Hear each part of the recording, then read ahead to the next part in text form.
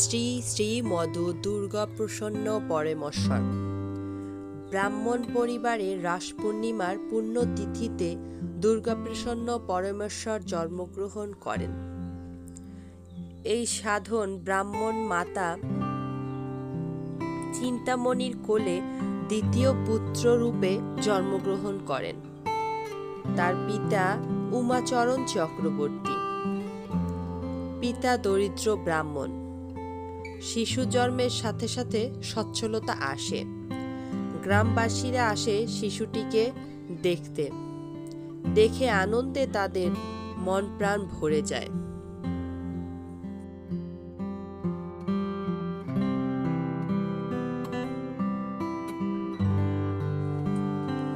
দরিদ্র গৃহটি ক্রমশ লক্ষ্মী নিবাস হয়ে ওঠে।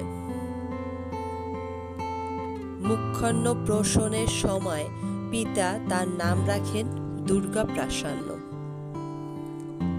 আজ আমরা আপনাদের যেই বাড়িটি দেখাচ্ছি বা যেই পুকুর ঘাটটি দেখাচ্ছি সেটি হচ্ছে শ্রী শ্রীমদ দুর্গাপ্রসন্নের জন্মস্থল।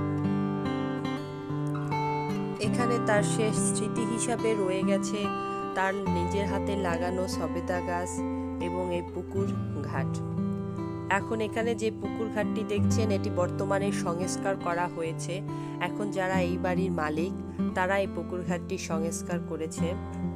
তবে তার পিছনে তার নিজের তৈরি পুকুর ঘাট কিছুটা অংশ এখনো রয়ে গেছে।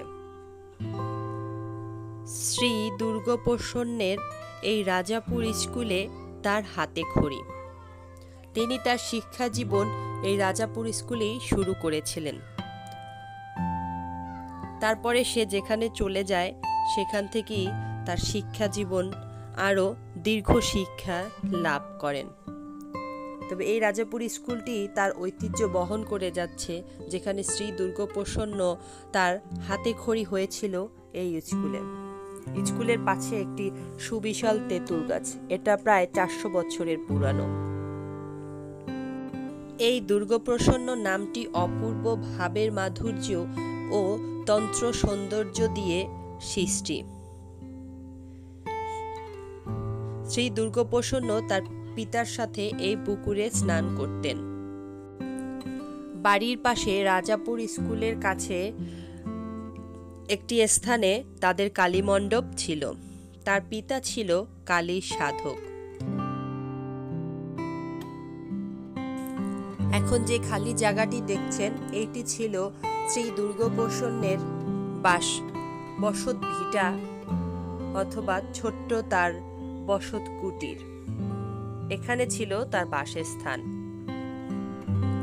কালী প্রতিষ্ঠিত সম্মুখে পঞ্চমণ্ডী আসন, দক্ষিণে খোলা বারান্দা। সেখানে তার বাবা উমাচরণ এবং তিনি পঞ্চমণ্ডী আসনে বসতেন। গভীর রাত, বাদুড়ের কিচিমিচি আর শ্রীগলের কোলাহল। তখন বৈদ্যুতিক কোনো ব্যবস্থা ছিল না। এই সবেদা গাছটি তার হাতের ইতিহাসের একটি সাক্ষী হয়ে আজও 3 মাথা করে দাঁড়িয়ে আছে সোজা হয়ে। এই সবেদা গাছটি আজও তার ইতিহাস এবং ঐতিহ্য বহন করে যাচ্ছে।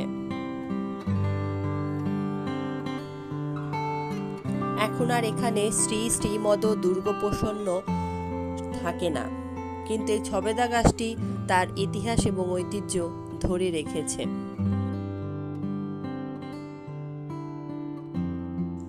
আমার এই ভিডিওটি ভালো লেগে থাকলে অবশ্যই লাইক করুন, কমেন্ট থাকলে কমেন্ট বক্সে কমেন্ট করুন এবং আমার চ্যানেলটি সাবস্ক্রাইব করুন।